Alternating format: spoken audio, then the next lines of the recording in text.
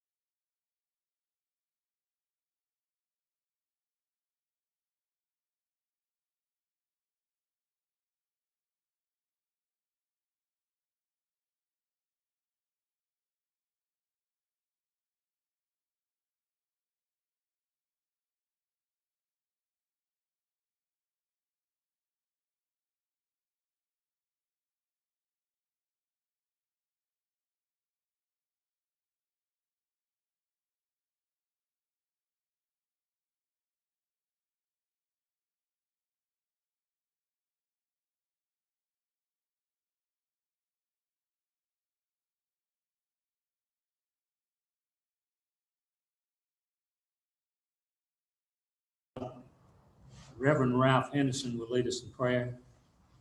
Let's pray.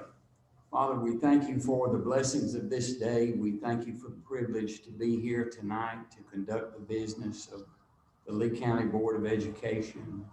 Lord, certainly we come and thank you again for our administrators and our students and support personnel that make our schools work. And we just pray a special blessing upon each of them and pray you'll keep them safe. And God, we pray that this COVID situation will begin to straighten out and get smaller and smaller until it's just not a problem anymore. We'll thank you for that. Bless us now as we go through this meeting. May everything we do and say here tonight be in accordance with your will. We pray and ask this prayer in Jesus' name. Amen. Amen. Call to order the Lee County Board of Education meeting of February 9th, 2021. And I'd like to welcome all of you here. I'd also like to welcome all of you that are with us virtually. And I'll ask Dr. McCoy to explain how you can be more involved in the board meeting. Thank you, Mr. Biles. Well, if you're joining us through the Zoom and you would like to ask questions, if you'll type your questions into the comment and section and give us a way to get back in contact with you so we can answer your question, because it's not it won't be a live feed with you, but we will have answers for you within a 24 to 48 hour time period. Thank you for joining us. Thank you. Next item on the agenda is to establish a quorum. We have 6 of 7 board members here. George Spence is not here. Next item, approval of proposed agenda. All of you received a copy of the agenda and had a chance to look it over. You'll hear a motion and a second to approve the agenda. Make a motion, we approve. Motion by Mr. Henson, second by Mr. Robertson. Any questions or comments? All in favor, aye. Aye. Opposed, nay. The ayes have it. Next item, approval of minutes from our regular call meeting, January 12th, 2021. The meeting was held electronically by Zoom conference. All of you received a copy of the minutes. Have a chance to look those over.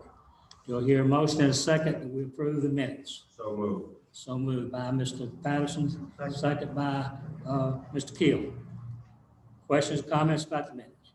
All in favor, aye. Aye. Opposed, nay. The ayes have it. Bring us to the next item, recognition of high achievers. Dr. McCoy. All right, thank you very much. Welcome tonight, everyone, and welcome to what is usually one of the happiest times in a person's life in education anyway, as a superintendent, get to celebrate the teachers of the year and their accomplishments and show our gratitude toward y'all. It is a little bitter this year because of the COVID virus, and we're not able to celebrate with everyone. We have our 2 top candidates, the elementary representative and the secondary representative, and here to to take care of that ceremony is Dr. Wright and Dr. Hunter. Thank you and welcome.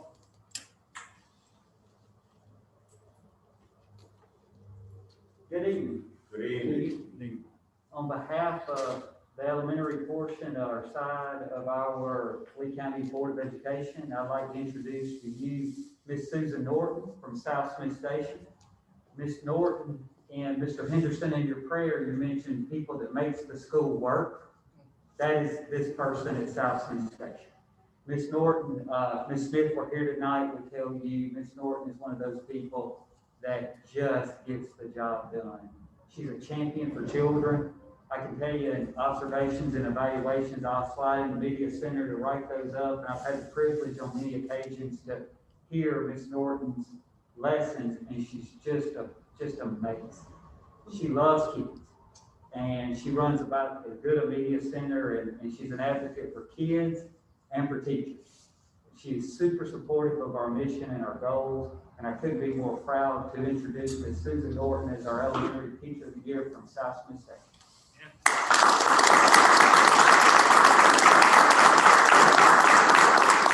Ms. Norton, would you like to introduce anybody here with you tonight? Yes, my husband, Dan Norton, he is the Albany City Schools employee. He's here with me tonight, so thank you for coming. Thank you so much.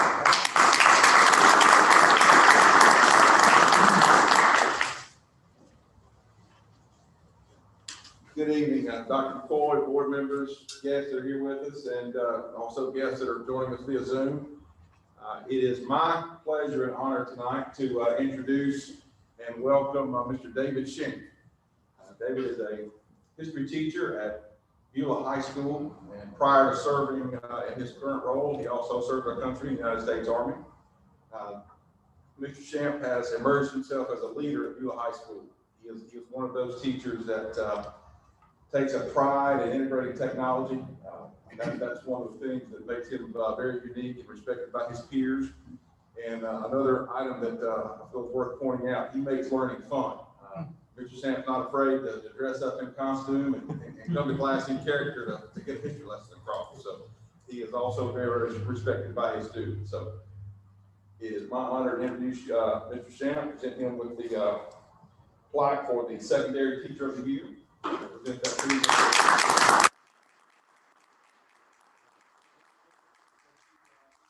You have some comments that you have. I'm just thankful for my wife, Danielle. She's works at the university, so couldn't do it without her. Of course, Dr. P for all the support that they show us.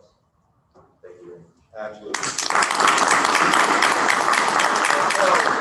Pictures and those kinds of things, it is our plan to go out and we'll do a picture in the classroom we can post on the website and look forward to that. So thank you.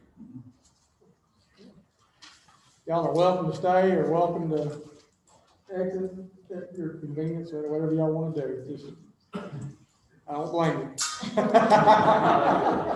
Thanks for coming. No, you stay. Thank y'all and congratulations. Thank you for what you do for our kids. It's great to see good teachers. Brings us to our next item, new business. Dr. McCoy. All right. 7A is approval to award some bus bids. Lowest bidder, Southland Transportation Group, for 22 regular education, 72 passenger buses with air conditioning at $84,333.55 each for the amount of $1,855,338.10. Also, lowest bidder was Southland Transportation Group for 3 special needs, 54 passenger buses at $93,595.49 for the amount of $280,786.47. Total to be awarded for the bus bid is $2,136,124.57. My recommendation is to approve the bid as presented. I have a recommendation from the superintendent to approve the bus bid that he just described to you. Do I hear a motion and a second? So moved. Motion by Mr. Patterson, second by Mr. Keel. Questions or comments? Right here. Oh, I can't tell everybody behind it, man. Hey, okay. In the state money that, you know, Mr. Kill, I was talking about, we saw that number of what buses we have this time. Yes, are you asking, there any state funding? Yeah, they have enough, I mean, you know, Yes, now they about- give us some good money. About 800,000, it has improved in the past 2 years. We have been funded, I've been in education 27 years now, and to my knowledge, this is the first time in my career that school buses have been 100% funded, and that happened year before last, I think, Ken, correct? Ms. Roberts, and that's the reason I pushed the initiative to play catch up, because, you know, we're funded for every bus 10 years of age or newer. Right. And now we're receiving roughly $8,200 per bus that falls within those years. And if you run a bus over 10 years of age, they penalize you, even though I could do it because we got great technicians, we got great buses, but we receive no money. So I've shared with our leadership team and Dr. McCoy that it's important for us to look at trying to play catch up. Now, we're a system that we're very fortunate. We have a lot of nice buses. There are many systems that doesn't have any buses within 10 years of age, even in the state of Alabama. And we pride ourselves on our technicians and our fleet. However, I start looking at numbers and, you know, we're losing $250,000 a year for our fleet being antiquated. And it was time to giddy up when they said, hey, we'll give you 100% funding for your fleet. And so we got our ducks in a row, found a bus, found a gas bus, found a cheap bus. And I don't mean cheap, I mean cheap is economically efficient. And we elected to go with a high number this year, and Mr. Roberts can share some of the other funding sources that he chimed in. And, you know, if we could do one more purchase like this in the next year or two, it'll get us out of that penalty stage, I call it, where we're being penalized. After this fleet, I think we're gonna lose about 238,000.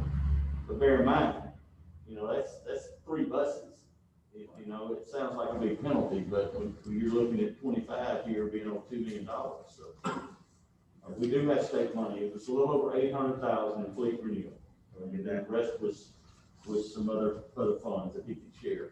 Now, with the other ones, are we still selling the other ones, or what are we doing with the buses? Do we used to sell them, or I do sell them. or somebody? I sell them to on Gov Deals, and unfortunately, there's been some things in South America go on lately. If you follow the worldly events, and I prided ourselves on getting rid of buses at a very high rate. I started the Gov Deals program in 2008 or 9 with Lee County with our solid lunchroom tables, and found that South America found us when I put that on the market, and those buses were ringing premium. And unfortunately, I have not seen any activity from Guatemala or any of South America in the past 2 years, good or bad, which drove the price down because they loved Alabama buses because they were in such good shape, and they used them as tourist buses.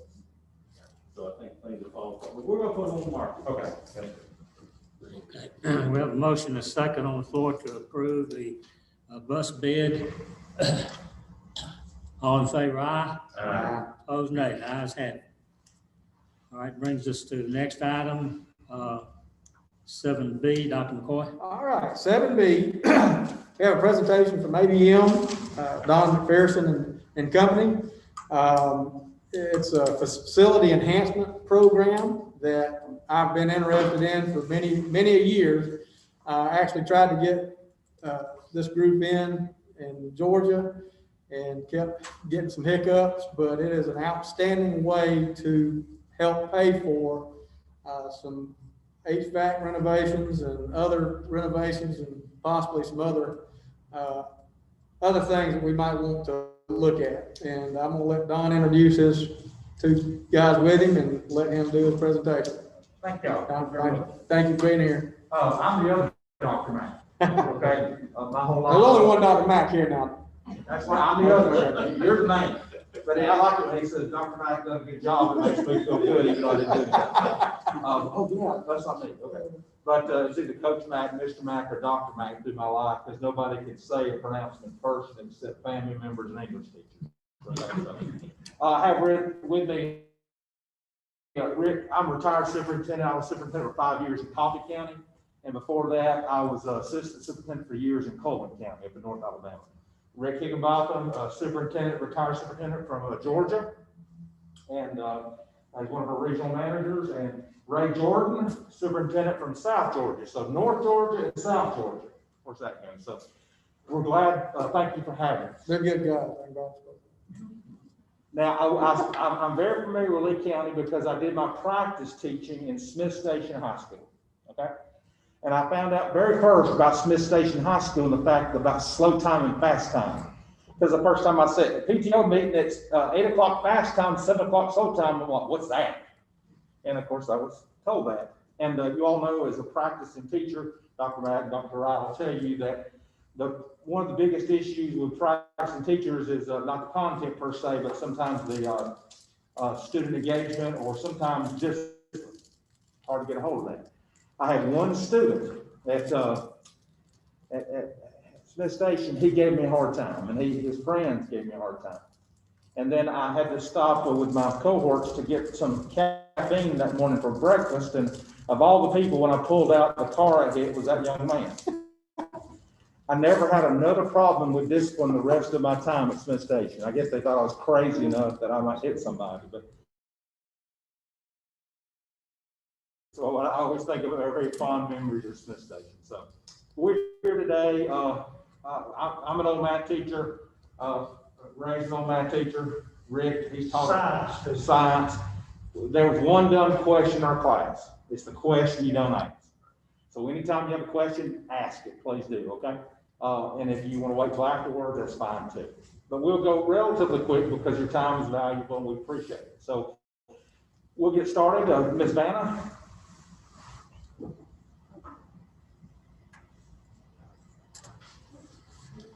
Okay. Kind of progress to date. The last part of 19 is when we did our overview to the administration. Early 20, we came and toured your facilities, and then we looked at a whole year's worth of your physical, your financial data. And then guess what happened? COVID hit. So we were able to come back at the end of 20 with Dr. Mack and let's see, your Marcus, and then of course Mr. Roberts, and able to kind of present that. They liked what they saw, so they wanted us to come with you today. So today we're presenting the findings to the superintendent board. What they told us, and they were very adamant, is much as possible infrastructure improvements that needs to be self-funded.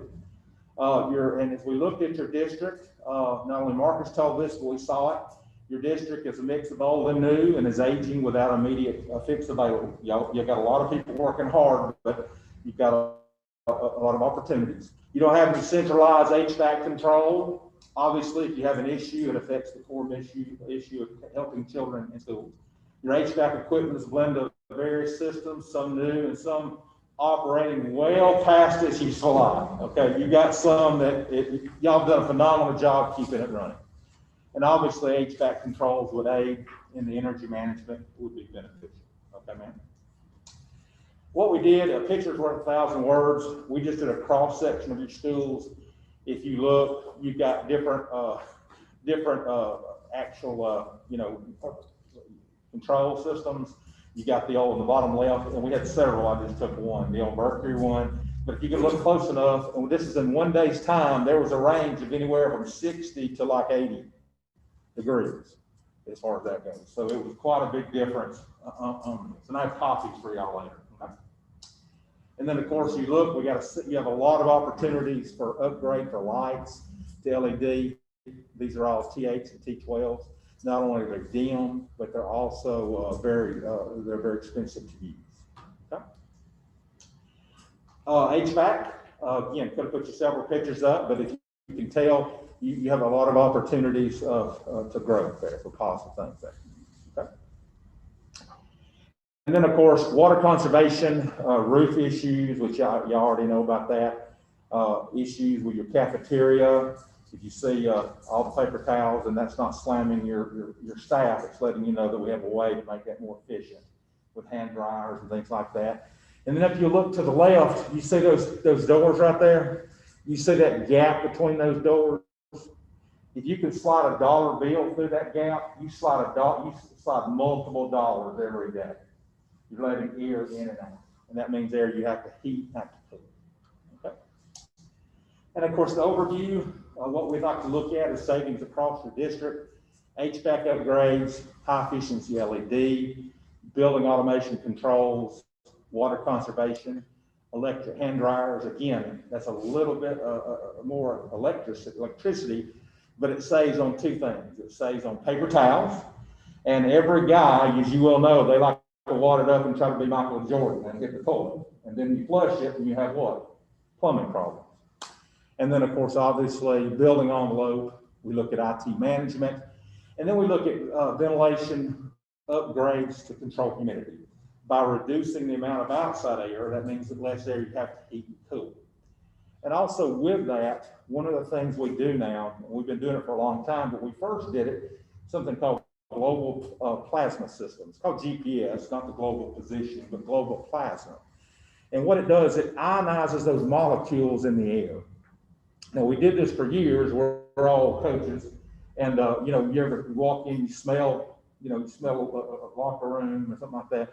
So we've always put those in there to ionize the air to reduce the staph possibility, staph infection, also the smell. But with COVID-19, the GPS reduces it by 99%. Reduces COVID-19 by 99%. I have 2 units at my house, and I have global GPS in both my units. We've been blessed; we haven't been sick, but makes a tremendous difference in helping with that air quality. Okay, and then of course savings opportunities. Rick, would you like to? Sure. I did 2 of these programs with ABM when I was in the school business. The last one I did was when I was school superintendent. And the whole idea is we look for any energy or operational savings we can find from your existing budget. And we help the school system get a lease for like 15 years. So imagine if we could save you $500,000 a year. And you multiply that times 15 years, and how much money we can save you over that time period. And each year we guarantee you that savings, and you use the savings to make the payment on the lease. So if you do a self-funded program, it is budget neutral to the school system. The very first program I did it simply as a facility solution. The second program was in 2011 during the last recession. So now, and not only was it a facility solution, it came to be a financial solution to the school system, because we were able to use that lease to create general fund relief to put more money toward educating students. So we would look at all these things. HVAC, no matter how efficient it is not going to pay for itself in 15 years. All the other things that we look at, we call them energy conservation measures. And we look for them to have a rapid return on investment. For example, LED lighting. If it pays for itself in 8 years, that gives you 7 more years of savings from that can go toward the HVAC. So we would investigate carbon dioxide monitoring. That's a special thermostat that goes in large areas to where, like in the gyms, where if you have a gym that's running at a certain set point and nobody's in there, it's still running at that set point. But if it's full, all of a sudden it gets hot in that gym. Well, the thermostat monitors the carbon dioxide levels and adjusts the thermostat settings for the number of people that are in there. And it's a tremendous saver. Computer power management system. We look at voice over IP as an opportunity for operational savings. Water and refrigeration management. Building envelope, as Don said. Again, we would replace or upgrade HVAC. We have energy conservation measures that we can apply to HVAC equipment that is not past its useful life. Let's say it's 8 years old. We can bring it back to the efficiency or close to the efficiency of when it was new at a very low cost, rapid return. Again, retrofitting old lighting, we would, commission the old HVAC, and we would install a system to control humidity, which is what Don just talked about. And then, again, optimize newer HVAC systems and equipment. Okay, Rick, you want to talk about this? I will talk about this. So these are the 8 pieces of the pie that ASHRAE says it costs an organization to own and operate facilities. We all think about energy costs, we think about repair costs, replacement costs, lost productivity. But the biggest piece of that pie is capital avoidance. Every single piece of equipment is going to get replaced here. And if you run to failure, it's going to surprise you when it gets replaced. Most school systems are not setting aside those capital dollars to replace that HVAC. Imagine if we can take care of a bunch of your HVAC needs with money you're already spending. Then that leaves those capital dollars to be able to do other things with that the school system either needs or wants to do. So by doing the program and self-funding a significant amount of work within the system, you leave those capital dollars for other things. Does that make sense? And here, if we looked at your data, the benefits, we think we can save you, and we're a very conservative company, you'll see in a minute. We feel like we can save you over $1 million each year. That's $1 million that, if you look to the left over here, you've got 2 bar charts. You notice they're the same height. You've got the blue, which is your maintenance operation, and your largest part of your utilities. By upgrading your infrastructure, you're able to reduce maintenance operation, you're able to reduce utilities, and that green part there is what you'll make your new lease payment with, to pay for your upgrading equipment. I always like to say, if you look at this on the left, you're paying for a program with ABM right now. You're just not getting the benefit of it. Your power company is. And then obviously, what does it do? Increase cash flow and flexibility. It decreases your current energy operational expense. It saves on future costs with planned replacement now. It provides enhanced teaching and learning environments. I know you just had your 2 teacher of the year. When it's too hot or too cold, it's hard for teachers to be paying attention, much less students. And here's one of the big ones: proactive approach to managing facilities. I've done a lot of things when I was in education, and I taught. I did lesson plans first. When I coached, I did a plan to tackle whoever I was going to be playing against. As a superintendent, safety, security, academics, athletics, transportation. The one thing that I was reactive on was infrastructure. I didn't see it. I didn't see it. And where it bit me, and why I did a $2.7 million project when I was in Coffee County, was this. It was 102 degrees, open house night, 20-ton unit on the kindergarten wing went out. It was 90 degrees in that hallway. If you don't think my board made it a point to let the bad Dr. Mack, not the good Dr. Mack, the bad Dr. Mack become proactive on infrastructure, it was after that night. And so it gives you the opportunity. I got to thinking, I wouldn't, if I was coaching, I wouldn't wait till halftime to make, now let me show you what they can do. You plan prior proper preparation prevents poor performance. So it allowed me to be proactive. And that's what it allows you to do as well. Because when you have something that you run to failure, and Mr. Roberts will tell you this, things are more expensive. You got to do emergency bids. I know y'all never done emergency bid here. I'm sure y'all haven't. I had to. And it costs more money, it takes more time, it takes more effort. And also addresses immediate and future needs now using your self-funded, Rick has already talked about.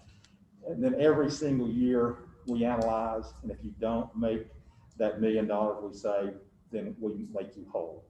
So if you 900,000 and we guarantee you 1 million, we'll write you a check for 100,000. If it's $1.1 million savings, that's 100,000 to the good. Now, have we ever written a check? We've written some checks, not a lot. We've written some checks. But if you're not whole, we make you whole. And not only because we want to make you whole, the law requires that. But over a 15-year period, we're looking at a possible self-funded of $16 million with energy and operations. My question is, I'm gonna stick a question in here. Yes, sir. So in other words, this project here, you signed a lease of 15 years. What it sounds like, you coming in here and you say, I'm gonna sign a lease for 15 years, and I'm gonna guarantee you that you're gonna make $1 million every year, for that, if not, I'm gonna write you a check. For the difference. For the difference. Yes, sir. 15-year lease, okay? Yes, sir.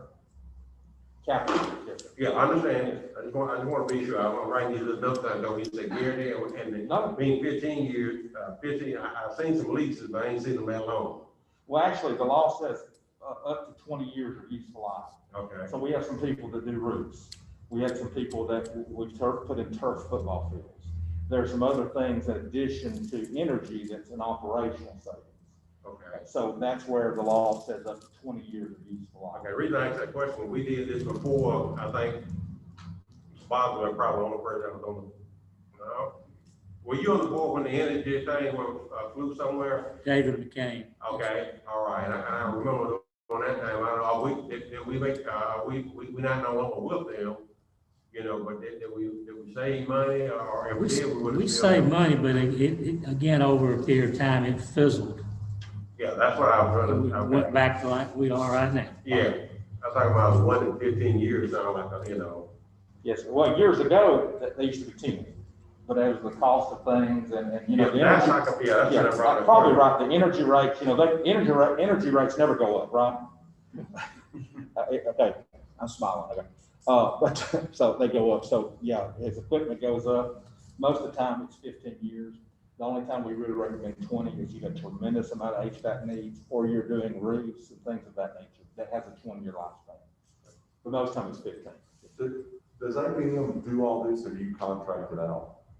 As far as what the Maintenance, all of it, you know, if we agree to this, does ABM own the contract and do all the work, or do you sub it out throughout the state? Well, We do have subs. We do a lot of the mechanical and the controls and the lighting, but we do have subs that we use on a regular basis, like the water conservation. So you think about the normal procurement process, you put out an RFP, you get bids back in.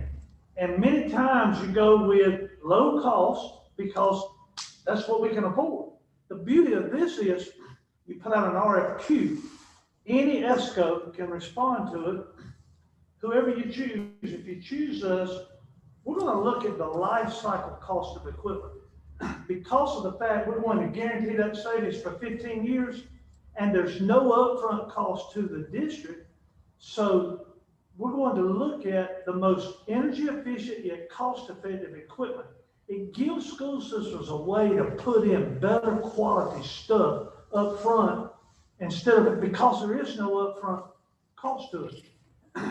We will use subs that are local if they meet the certain specifications, but we use a lot of our subs over and over again because they understand that we're guaranteeing these savings of the life of that lease. So they understand the importance of doing quality work and being able to stand behind it.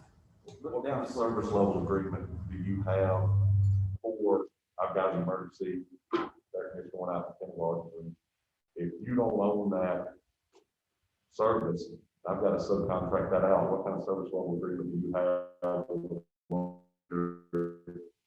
So that would be my concern, if you don't own the service, or you don't own the service level agreement, I've got to reach out to subcontractors, how quick is that going to happen? You know, before that time when something broke. In most projects that we do, we build in 1 to 2 years of preventative maintenance. But the warranty on the equipment itself is a 1 year, on the HVAC, it's a 1 year manufacturer's warranty. After that 1 year's up, we will do the work for you, and we have technicians all across the state of Georgia and Alabama, but you can choose to use whoever you want to use for any of that work.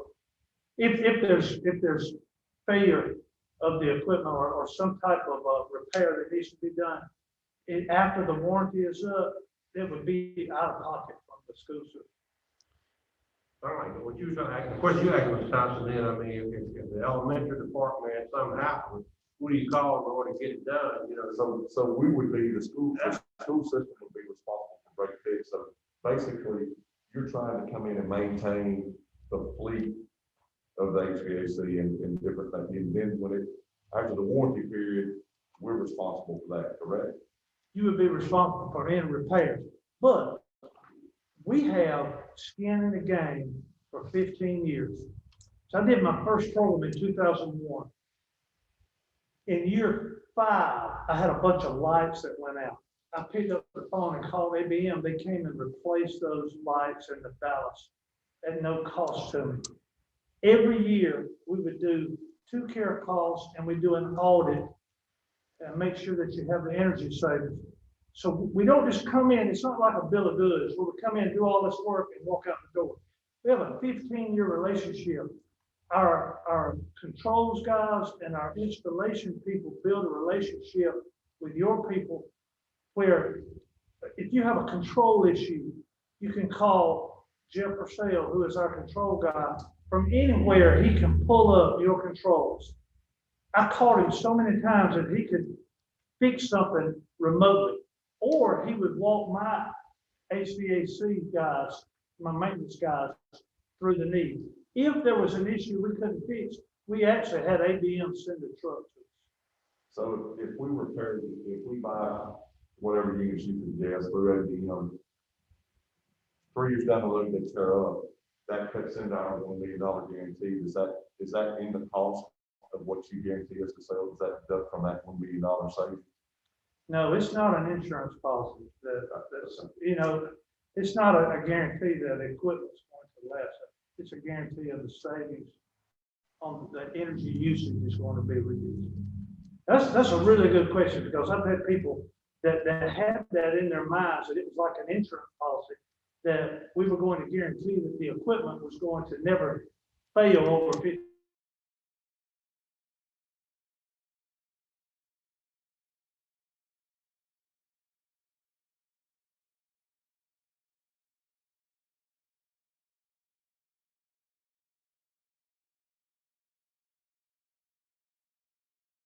Year, if it's a compressor, that's standard. That's standard.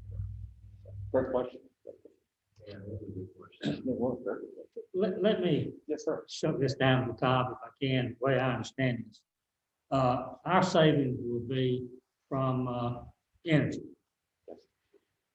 But it does not have anything to do with who purchases the equipment. Am I correct? We still purchase the equipment. Well, the equipment would be purchased and installed. So when you do a project with us, we would do an investment grade audit, and we go through and we look at every single thing that you have in this, every piece of HVAC equipment.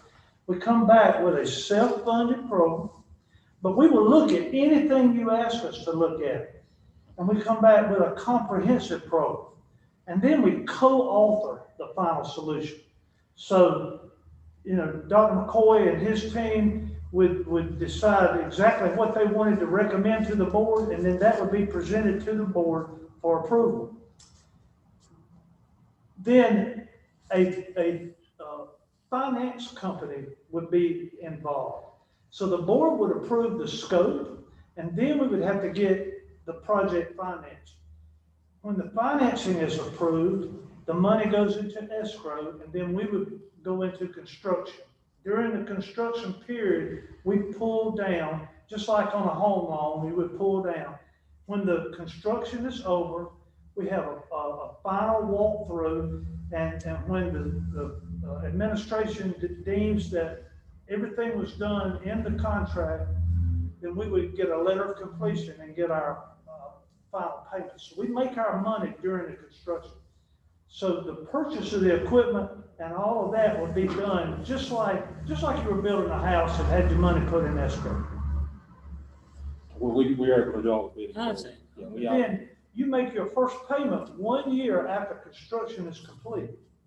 So you've had a year to accrue your savings, and the CFO has to, create a new line item. You can't spend that $1 million on new buses if you've got to make that payment next year. So you've got to make sure that you set aside that money in order to be able to make your payment, to be able to cover the cost of it.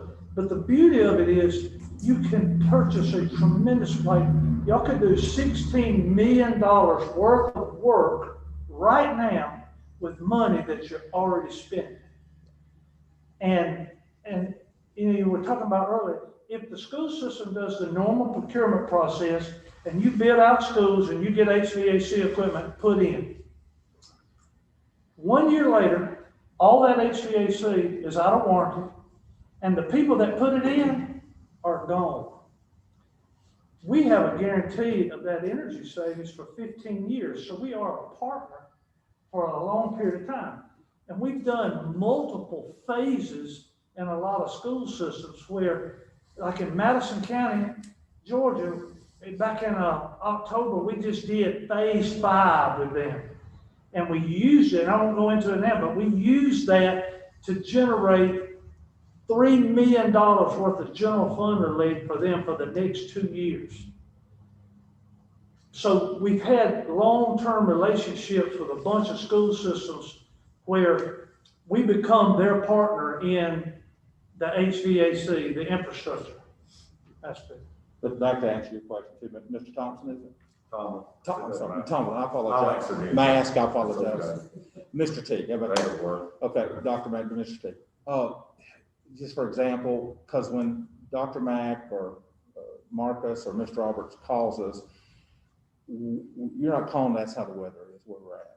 So for example, my oldest daughter, who's autistic and had overcome a lot of adversity, she actually graduated from Troy University. And we were very, very proud because they told us that she would be institutionalized. And she's a very sharp young lady. And she goes, Dad, for my graduation, I said, what do you mean, Rebecca Lily? She goes, I want to go to Alaska. I said, so we went to Alaska.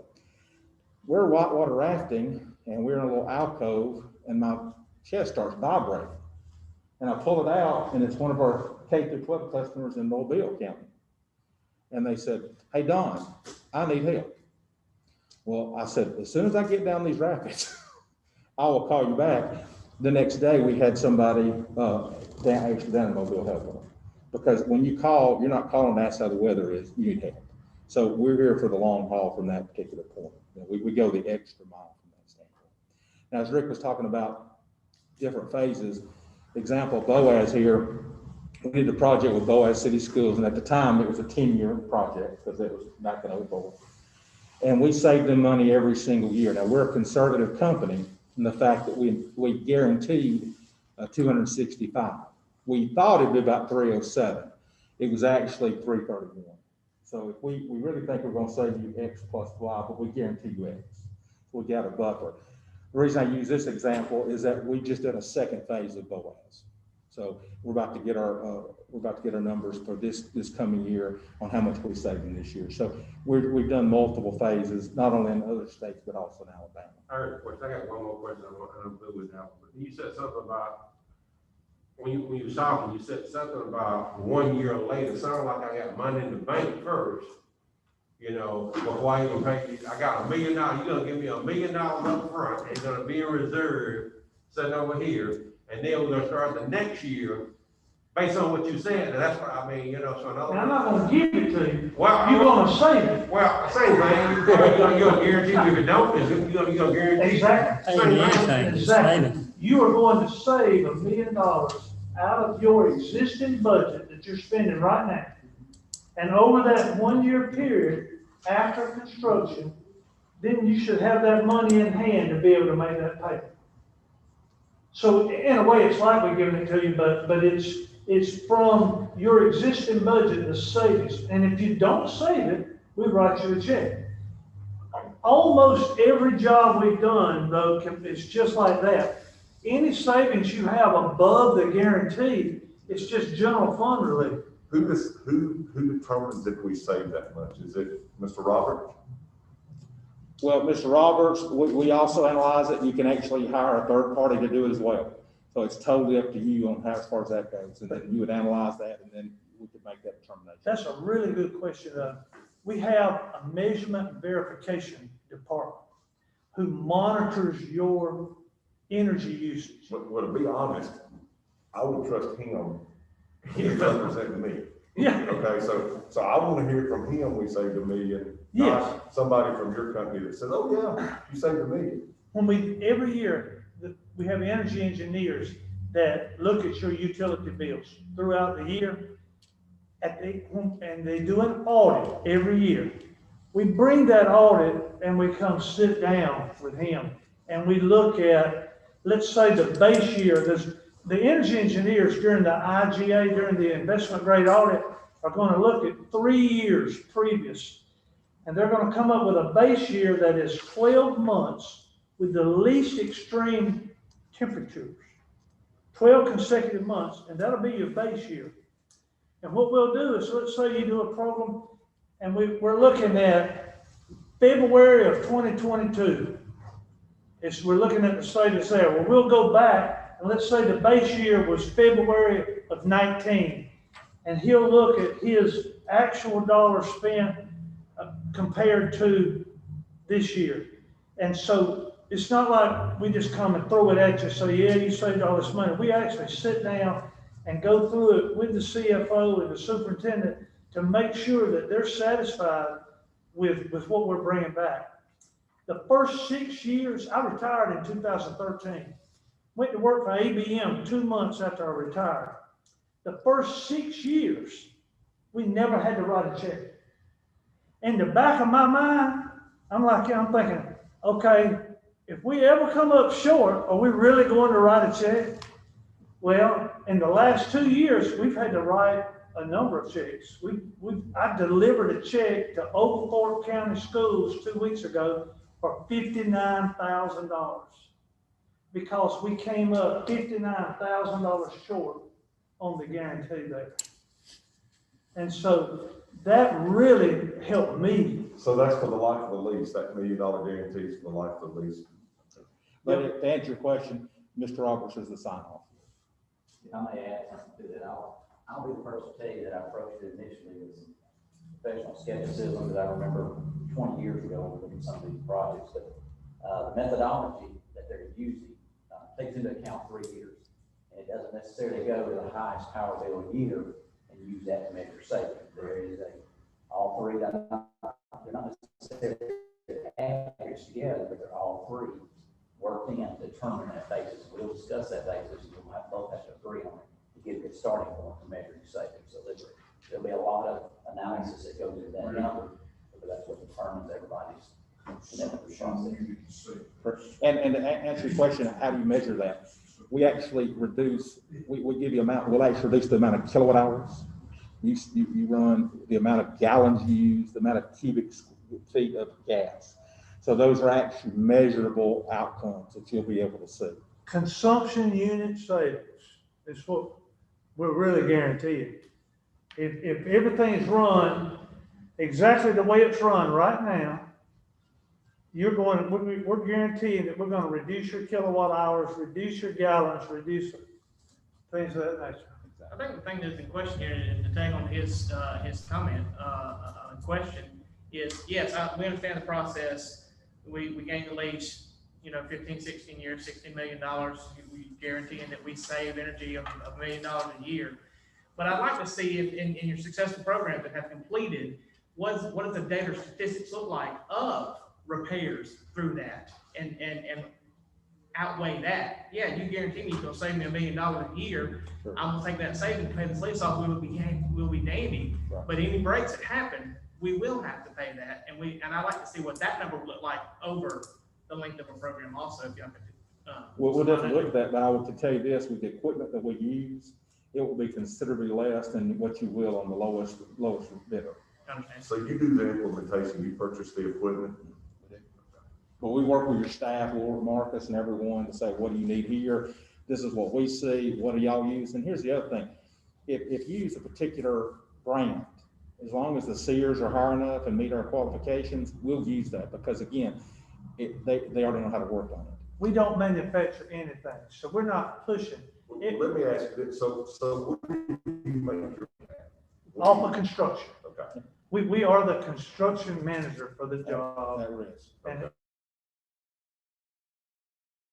there's a markup and we make our money through that process.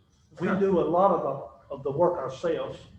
And so there's not a middleman there. We do a lot of the mechanical, the lighting and the controls. And we do use local people, but a lot of times, unless it's the summer, we work second shift because that's the only time we can work. And most local people, they don't work from, 6 p.m. to 3 a.m. in the morning. I got a question, Ms. Robert. Okay, when you think that you have a 3-year average, when I look at Alabama Power Company, they showed me what kilowatts I used last year. All I gotta do is look at 1, 2, 3 years and get the average between those. And how when you say we have to look at what year, whatever, then I can just take the first 3 years, the average of 3 years and see what the average is gonna be. Great question. Yeah. Great question. Prime example, you have to, in a COVID year, that would be an anomaly. But you take COVID out though. Right, you'd have to you do that, take that out of the equation, because you then take it, like your retirement, you take your best 5 years. That's for your last 10, yes. I understand. They're actually not going to take the average of the 3. They're going to take 12 consecutive months during that 3 years that have the least extreme weather temperatures, because extreme temperatures impact usage. Y'all all know, when we have a really, really hot month in the summer, we're going to use more power. So that they use that as the base year. Now, they also look at demand charges. They look at your rates. The very first job that I did with ABM, we found out that we were paying sewage costs on the water that we were watering our athletic fields. And the sewage cost was higher than the water was. Well, all that water was going in the ground. So I saved money before I ever signed a contract. Because I went to it was the city of Elberton and said, look, y'all charging me a sewage charge for water that's going in the ground. And I said, I want my money back. They wouldn't give me any back, but they did reduce the off of that particular meter. In the summer, it was like $700 or $800 a month that we saved. So our energy engineers would look at those bills, look at your rates, look at demand charges, any way that they can figure out a way to reduce what you're having to pay just through that. But then we use that base year to compare to each year thereafter. So it's not too high or too low. Because if it's too high, it actually benefits us. Okay. Next one. The other way. Polk County, Georgia, this is a big one, be very similar as far as the amount of money. We guaranteed them $912,000 with operational savings and things like that. It was actually $1.2 million. So that was over $300,000 a year savings to their bottom line. Okay. And then ABM is a publicly traded company. We're a Fortune 500 company. We do a lot of things. Obviously, our division is energy. We do electrical, facilities engineers, HVAC and mechanical, janitorial. We're the largest K-12 janitorial in the nation. Have you ever flown out of the Atlanta airport? We clean the planes. We clean the bathrooms. So we park you. So we do a lot of that in a lot of places across the country. So we're diversified. We also do landscaping and turf as well. Okay. Now, sometimes people will give you 3 or 4 references. Here's every reference we've ever done business with. So, and I'm going to have you a pack up afterwards. You can contact anybody you want to.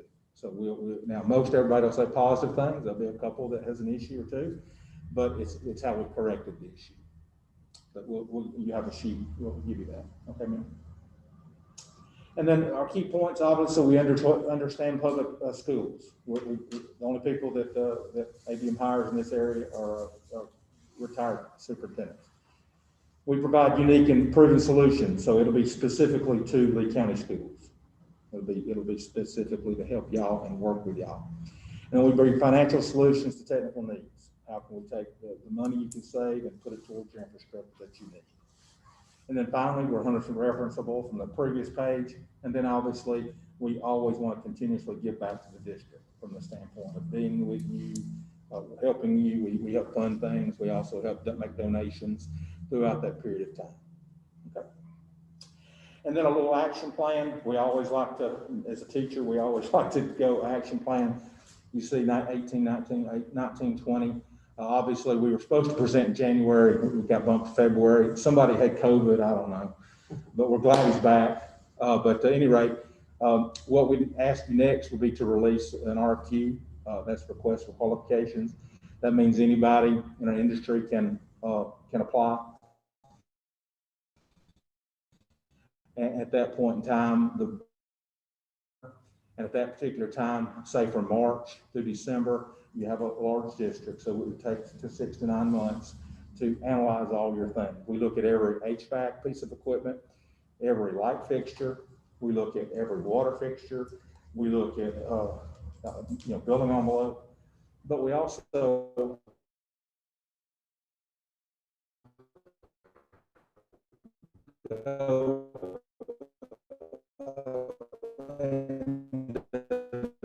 next step, what are other things that y'all need us to look at? What are other things you need help with?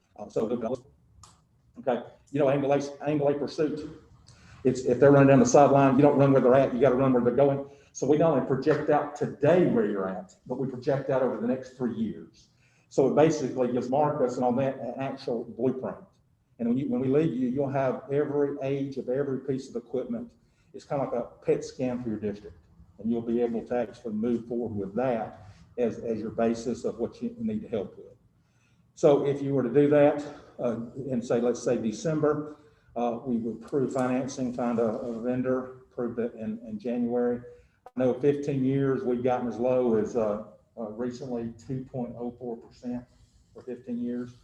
And I think it was 2.49 for 20 years. Great rates right now.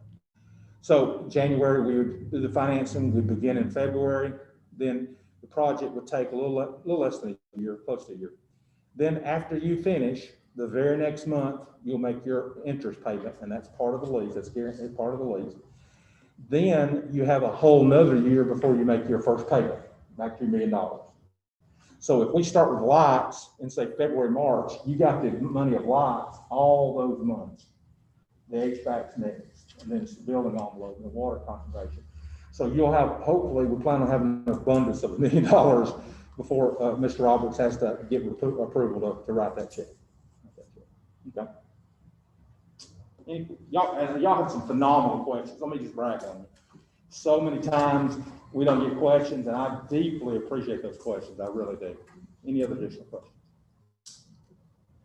Any of that take into consideration athletic event lights, or is it just strictly? We look at all. We took that phase 5 I was telling you about. In phase 4, we turfed their football stadium, and it paid for itself because they had been resodding every 3 to 4 years because they were playing little league, middle school, and high school football and soccer on it. And so we took what they had been spending on it, and it actually helped pay for us from HVAC. But then we did LED lighting. In phase 5, we had it all bundled up, ready to go, and the superintendent said, I want you to look at renovating my stadium. They're a 4A school, and they could only seat 2,700 people. In Georgia, to host a playoff game, a 4A school has to have 4,000 seats. And so we tore down their visitor stands, and we are building them a new home stands and a press box, and they rolled it into this lease, and are going to pay for it over 15 years. So now it's Madison County. I don't think they've ever been in the playoffs. I think this is the and that's not for us to determine. That's what they want. If you build it, they will come, is what they say. Look here, I saw that in Alabama. I saw that map. I saw Boaz or Boaz, Gunnersville. We have a private school in Mobile. Yes. Okay, so 3, and then it seems like you're doing Georgia. It seems like everything's in Georgia. Well, we're based in Georgia, and I've only been retired 4 years. I'm working as hard as I can. So I can sell out Alabama rap. Ray and I started a while back. We sold a lot in Georgia. Then we hired Don, and he's working out. I work Alabama, part of Mississippi. Okay, I just happened to see $2, you know, I mean, $3. Still blue, and then Georgia was blue. We're based in Alpharetta, Georgia. Yes. Thank you, gentlemen. Thank you. Thank you, sir. Thank you. I'm not asking the board tonight to vote on anything, the RFQ. I want you to take your information home, read through it. What we're addressing are issues that we've got to address anyway. And this just allows us a method of payment and possibly a little extra. So, you know, worst case scenario, we don't do anything but get the blueprint. That's going to cost us some money. There's a buyout club. Once we go with a company, you're pretty much set after that. But the RFQ, I will ask if we do it next month, if I will ask the board for the recommendation to do the RFQ next month, if we deem necessary to go further. So, as I said, I tried to do this in Georgia 2 or 3 times with the board I was with, and when I left, they finally did it with the new superintendent and made her look like a superstar. They saved a ton of money and replaced HVAC systems that were 60 years old, and they were able to do it when I couldn't as a superintendent. So this just gives us an avenue a little bit easier to swallow that pill. All right. Thank you for coming. Thank you, Don. Brings us to the next item of business. It's 7C. 7C. Out-of-state overnight field trips. Bundle them together. Recommend the board to approve as presented. I gotta bring this up. I've been getting hammered, by parents in my district about, overnight stays. So I talked to Dr. McCoy last week. I kind of got cornered up by 4 or 5 different parents. Didn't really, you know, I listened to what they said. I called Dr. McCoy and asked, you know, hey, what do I need to do? So I went and reached out to our baseball coaches, Miss Stacy and our softball coach. They had several 4 or 5 overnight trips planned. But due to COVID, we understand the different restrictions. So I asked them how difficult it would be to change their schedule. They come back with the only overnight trip that they would have that they couldn't really book would be spring break. I asked, you know, why would it be difficult? So us being a 7A school, there's half the amount of number of schools in the state that make the playoffs. So everybody in our area, except 7A schools, start area play that week that we're on spring break. So it would be hard for them to find games to schedule. When they come back off of spring break, we start area play. So I asked them if we come back with some kind of mandate of, you know, hey, two kids to a room with 1 in each bed, would that be possible? Or if we done that, that would be on the parents' side, any kind of cost or anything like that. So I don't know how we want to address that as a board. I told them I would bring it up because I got a costed with, hey, the board said we could do this. I said, no, we didn't. It was not presented to us. So I talked to Dr. McCoy. I don't know the proper way to handle that. I wanted us to discuss it and kind of see where we stood. Maybe give Dr. McCoy some time to look at that and see if that's something we want to do for the spring break. I know they have changed all their schedules up to that one because that was the hardest one to try to, with schedules being made in spring sports a year out, you know, it's hard for them to try to get something. And then with all the area teams outside of 7A, which we'll all play the next week, they've already got their schedule set. And our spring break's later than most people in this area. I did call Central. At the time, they were looking at doing the 2 to a room in 2 different beds. Auburn is doing that. So they have one. He said they have cut back on their travel overnight. And when they do overnight, it's one person in each bed, 2 to a room. So, you know, I don't know if that's something we want to address, or how can we address that and get them an answer pretty quick because they've got to make plans for the end of March. I don't want to wait from second week in March and say, hey, you got 2 weeks to try to make a plan. So however we want to address that. Well, Mark, my problem is we have a policy.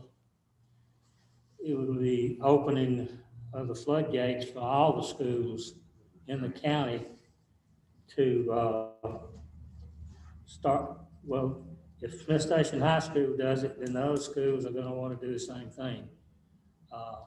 And when we let up on this policy, I don't know. And so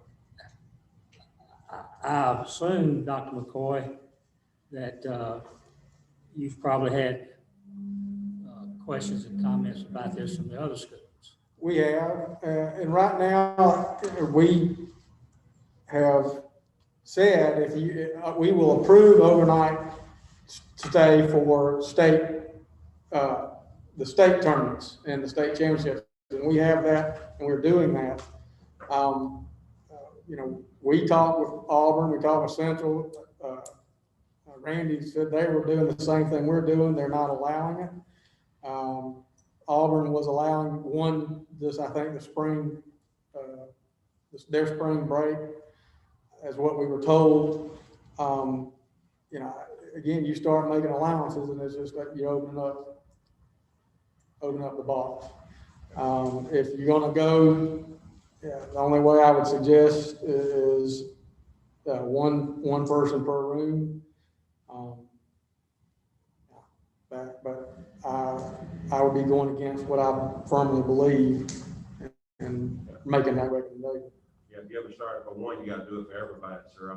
I agree. Yeah, I'm gonna be fair with you, because you do it for Smith. So there is a policy that we don't, I mean, I think that's fine. I just need to know so I can stand, I've got something to stand on. It was the protocol that we were required to write for our COVID procedure. And Okay. so that's just kind of what we said from the get-go. Board policy, no, sir. It's not a board policy per se, but it is the procedures that we put down in place and said from the beginning. Well, I didn't think, I told them I would present it, so, you know. Right, I understand. So that's what I did. And let me tell you, we have spent several hours debating, you know, which fight we were going to try to fight, and I understand that. And we've listened to all the arguments, and it's just right now, we feel it's the best decision. All right. You recommended the out-of-state overnight field trips bundle. Do I hear a motion in a second? Motion. Motion by Ms. Robertson, second by Mr. Kidd. Any questions or comments? And for clarification, it says overnight and out of state, but there's no overnight on here. It's just the out of state one. So, but that's Overnight should be taken. yes. All right, all in favor, aye? Those nay, ayes have it. All right, brings us to number 8, superintendent's report. All right, monthly financial report, cash reconciliation for the month of December, Mr. Ken Roberts.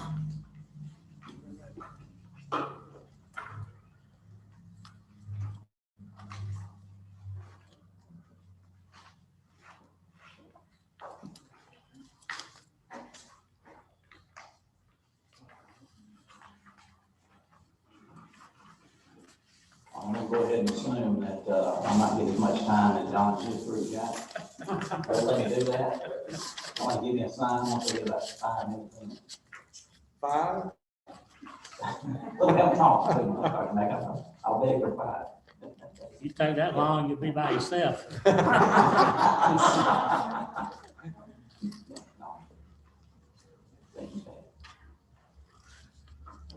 All right, we'll take a quick look. We will look at our typical 4 data points. We are now, in your package, you have December 2020 financial statements. That is the 25% mark in the fiscal year.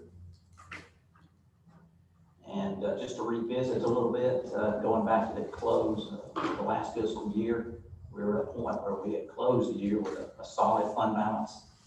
We're approaching this budget year with the spirit Yeah, we have a little bit of money to spend, we're being strategic, and we're also being careful because there's still unknowns in the pandemic economy, especially in terms of state revenues that are driven almost totally by income tax and income tax collections. And there's a lot of uncertainty there. We won't know a lot until March, April, and May. So we're still approaching things with a spirit of conservatism. Take a look at our local budget. Total revenues, we spent 27% of our budget, again, we're at 25% point of the year. That's about what you would expect this time of the year. Total expenditures in blue, we're at 26% of our budget, so we're running a little over budget there. That's fairly normal. There's a lot of pent-up spending need once we start the year. You know, we come out strong spending money and then kind of get into more of a routine. So we always run a little ahead of budget in the first quarter, and then that evens out over time.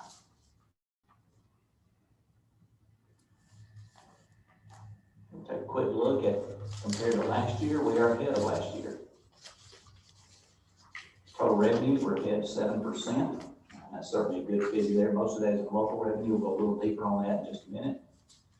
In terms of expenses, we're running 3% ahead of last year. That is something we're certainly monitoring, that is within the reasonable in terms of increases from the prior year.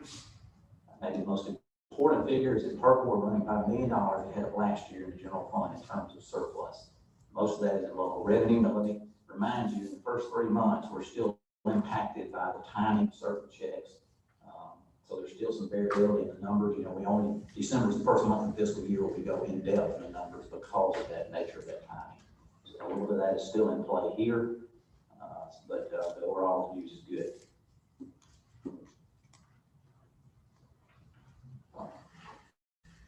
Take a quick look at payroll. As we've discussed previously, payroll makes up about 70% of our total budget, 60 to 70% depending on capital plan. As you can see, payroll is flat. In the current year, it is very similar, less than a 1% increase compared to the prior year. Same thing once you include matching employer costs, and that's what you would expect. You've got employees getting increases for extra year of experience and degrees and things of that nature. But essentially, look at the number of employees funded, only an increase of 1. So essentially flat, and that's what we expected. There's some additional information at the bottom in terms of source of payroll. You see that we're 91% general fund, our total outlay. Any questions before I go to the last slide? Take a quick look at local revenue. As we discussed, that's extremely important because that's what funds local teacher units, capital outlay. It would be involved in funding energy efficiency initiatives and things that Dr. talked about.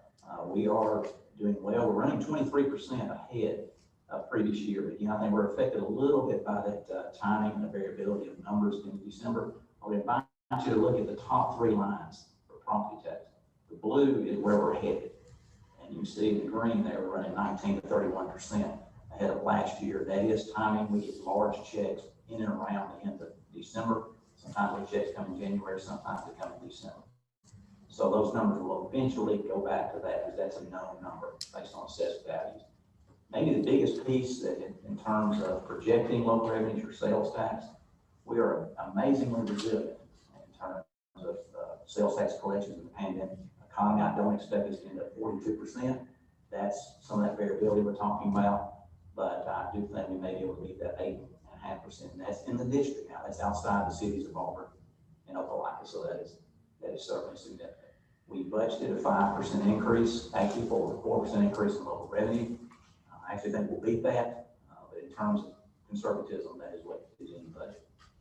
So the takeaways are revenues are strong, fund balance is adequate. We're still approaching things conservatively due to the unknowns, especially in state funding and some things of that nature. So I plan on presenting you with a long-term financial forecast. This is something we hadn't done in the past few years.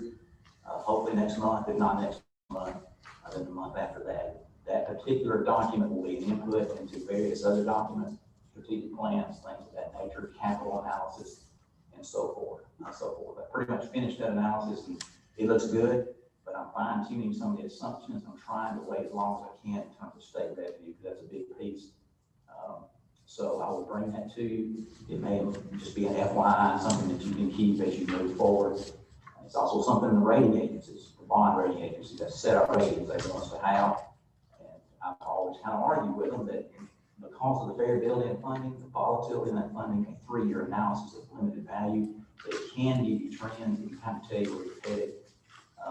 And so I will be working with Dr. McCoy to analyze the assumptions that are built into those numbers. That's the key, that the assumptions make sense. Are the things we can defend? Are the things that make sense in the current economy? So I plan on providing that to you as an input, as a piece of information that you can have going forward as we consider other initiatives. And that's all I've got, unless you've got some questions. Unless you want me to go ahead and talk some more.